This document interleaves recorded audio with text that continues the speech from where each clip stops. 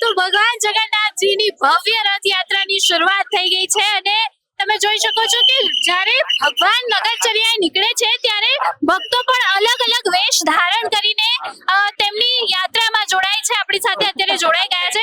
તમે આજે જે વેશ ધારણ કર્યો છે અને તમે જે આ નગર યાત્રામાં સાથે જોડાવાના છો, તમને કેટલો ઉત્સાહ છે?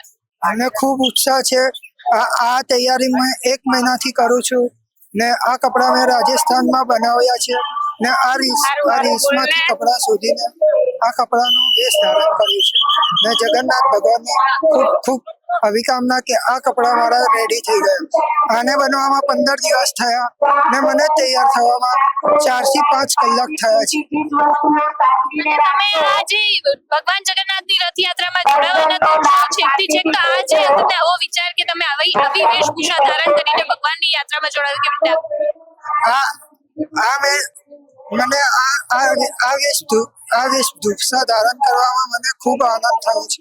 તો જોઈ શકો છો તેની સાથે એક અલગ જ આપણને સંદેશ મળી રહ્યા છે કે સર્વ ધર્મ સંભાવનો પણ એક સંદેશ જોવા મળી રહ્યો છે. તેની સાથે પણ વાત કરીશું. તમે આ રથયાત્રામાં જોડાયા છો અને કેવી લાગણી અનુભવો છો?